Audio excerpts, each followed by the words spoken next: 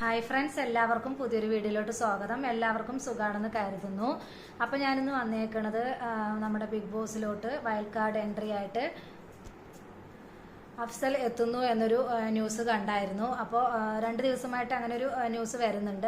അപ്പോൾ കഴിഞ്ഞ ആഴ്ചയും ഇതുപോലെ ഇങ്ങനെ വരുന്നുണ്ട് എന്നൊക്കെ പറയുന്നുണ്ടായിരുന്നു. പക്ഷെ അത് നല്ല ഉറപ്പൊന്നും ഉണ്ടായിരുന്നില്ല.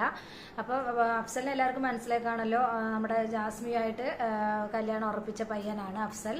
അപ്പോൾ അഫ്സൽ വൈൽഡ് കാർഡ് എൻട്രി ആയിട്ട് അകത്തോട്ട് കയറുന്നുണ്ട് എന്ന് പറയുന്നുണ്ട്. അതിൻ്റെ കറക്റ്റായിട്ട് അറിയില്ല. അപ്പോൾ ഇതിനെക്കുറിച്ച് ഒരു യൂട്യൂബർ ആണെങ്കിൽ വൈൽഡ് കാർഡ് എൻട്രി ഇങ്ങനെ ആയിട്ട് അഫ്സൽ കയറുന്നതിന് നിങ്ങൾക്ക് അഭിപ്രായം എന്താണെന്ന് ചോദിക്കുമ്പോൾ കൂടുതൽ പ്രേക്ഷകരും എത്രയോ 75-80% ആൾക്കാർ അഫ്സൽ അകത്തോട്ട് വരണം എന്നാണ് പറയുന്നത്. അപ്പോൾ ചിലപ്പോൾ പ്രേക്ഷകരുടെയൊക്കെ ഇത് മാനിച്ചിട്ട് ചിലപ്പോൾ അഫ്സൽ അകത്തോട്ട് കയറാൻ ഒരു ചാൻസ് ഉണ്ട്. ചിലപ്പോൾ ബിഗ് ബോസ് ചിലപ്പോൾ അഫ്സലുമായിട്ട് സംസാരിക്കും. ചിലപ്പോൾ അഫ്സലിന് താല്പര്യമുണ്ട് എങ്കിൽ അകത്തോട്ട് കയറ്റും. അത് ഹിന്ദി ബിഗ് ബോസിലൊക്കെ അങ്ങനെ സംഭവിക്കാറുണ്ട്.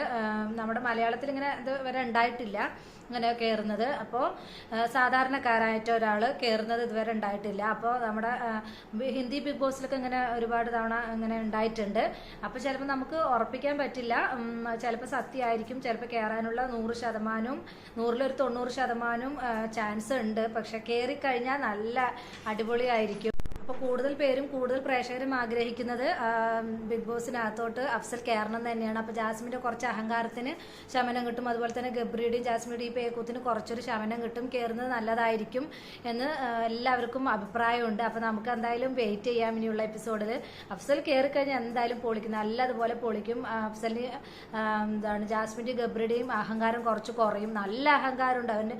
ഒരു എന്താ പറയുക, ഇന്നലത്തെ എപ്പിസോഡ് എടുത്ത് നോക്കുകയാണെങ്കിൽ തന്നെ ജാസ്മി ആർക്കോ വേണ്ടിയിട്ടാണ് കളിക്കുന്നത്, ഗബ്രിയുടെ ഗ്രൂപ്പിലല്ല.